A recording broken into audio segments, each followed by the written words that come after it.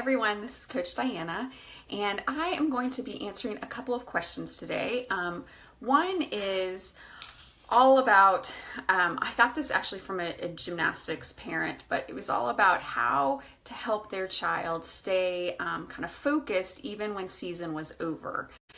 And after I talk about that a little bit, I'm also going to lead into another question that was from one of the Perform Happy parents.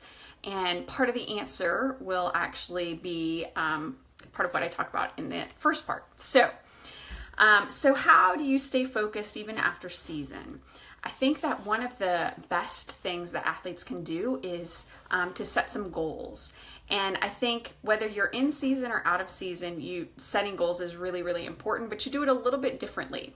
So I want to first start with actually for those people who are just starting their season, or as we go into summer leagues will start.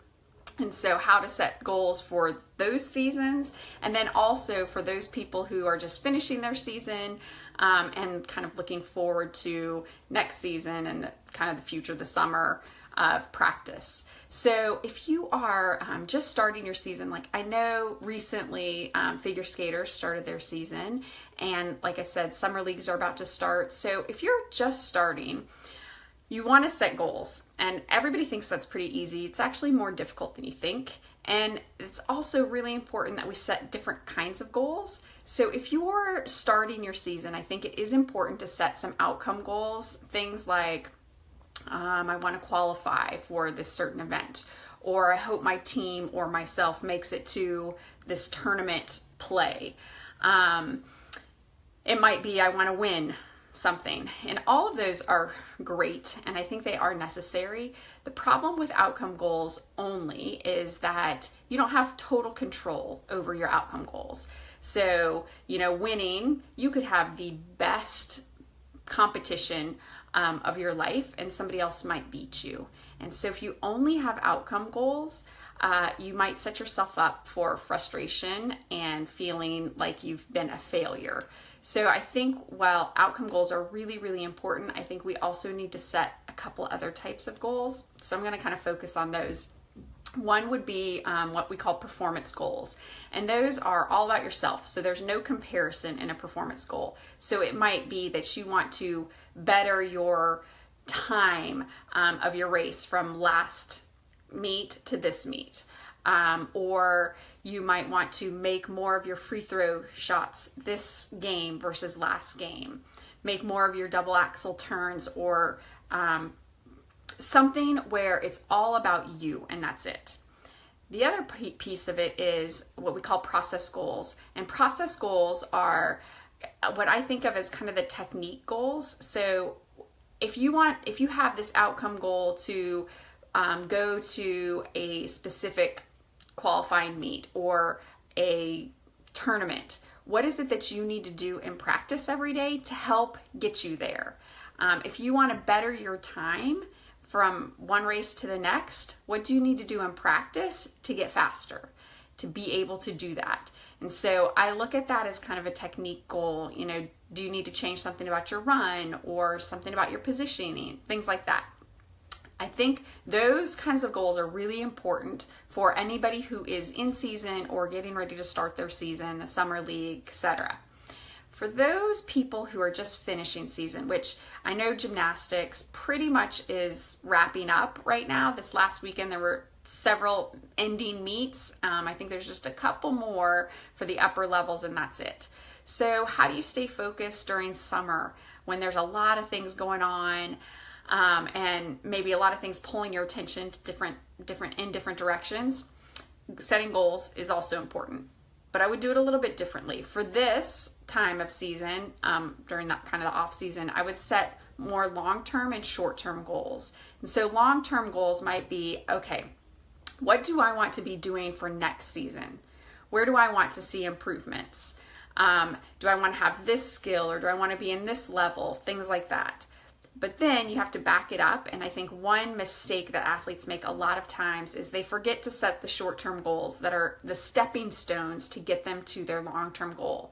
So they want to have this skill and that skill, but they forget about setting the goals of, what it's going to take to actually get those skills in time for next season.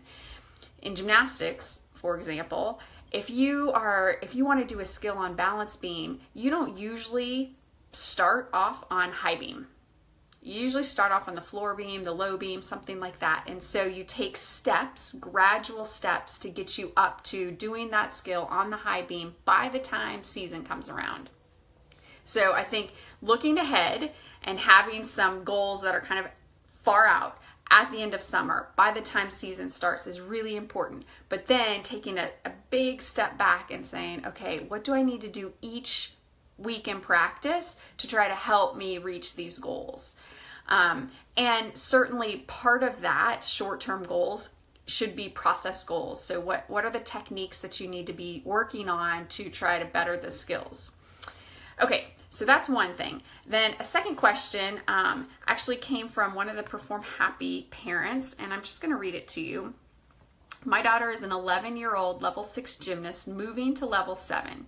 She's noticeably gaining more confidence as she works the program, and this is wonderful to see, but she's beginning to encounter negative comments and behaviors from other teammates or friends, and I'm wondering if there is a way to address this. I think now that she's getting confidence and she's actually doing really well and gaining lots of new skills, others feel threatened, so now they're trying to bring her back down.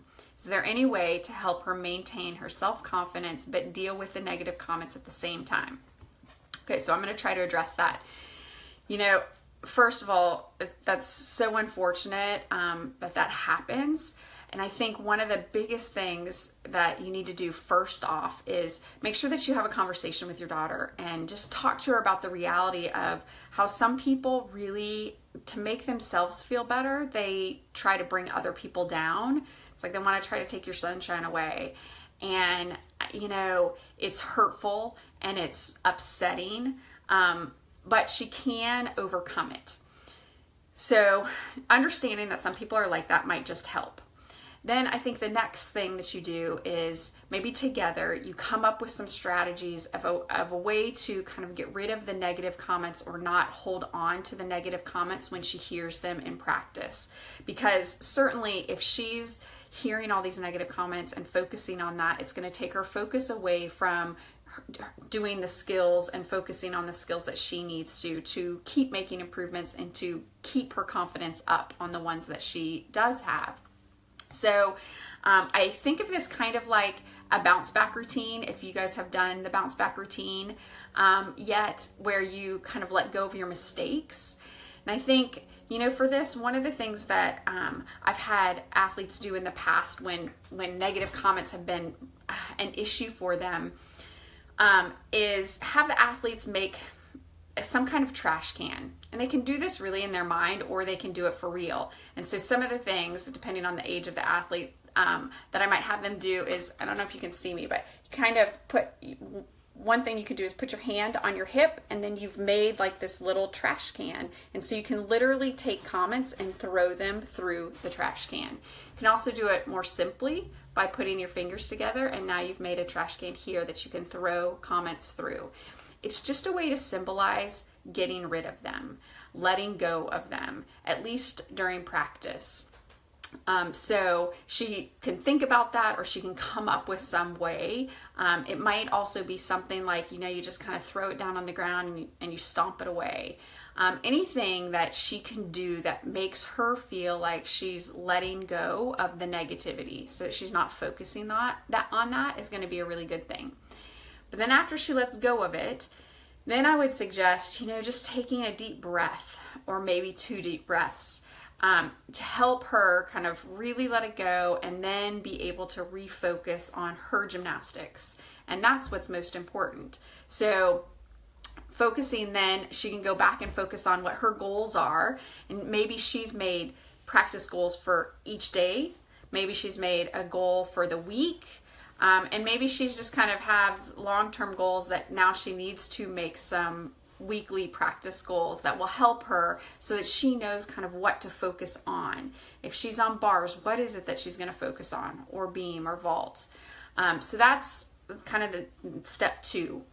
Then I would say after practice is over, then she needs to, if she has any kind of residual feelings of, you know, feeling hurt, which is totally normal and very common, then I think you want to try to address those. So you got to let yourself feel the emotions. So if she feels hurt, if she feels sad, if she feels frustrated, whatever it happens to be, feel that.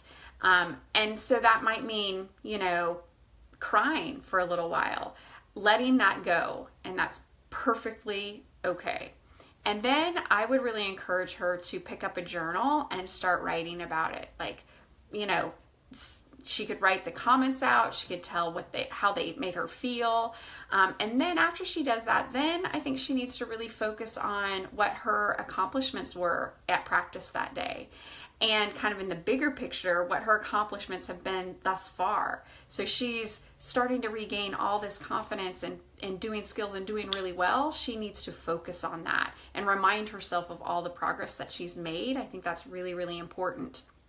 And then after she kind of goes through all that, hopefully by the time she's finished, she feels much better about herself and kind of where she's at. And if she still is struggling, if any of you have done kind of the balloon meditation, that might be something to think about. And she might actually do it in real life, like take a balloon, and she could even, once it's blown up, she could even write some of the comments on the balloon and then go outside and let the balloon go.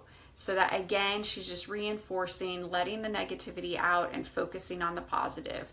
But I think she needs to always come back to really looking at what she's accomplished, kind of the big picture, and even the accomplishments of practice that day after the negativity, so that she's ending on a positive note so she can start off again the next day happy and ready to go.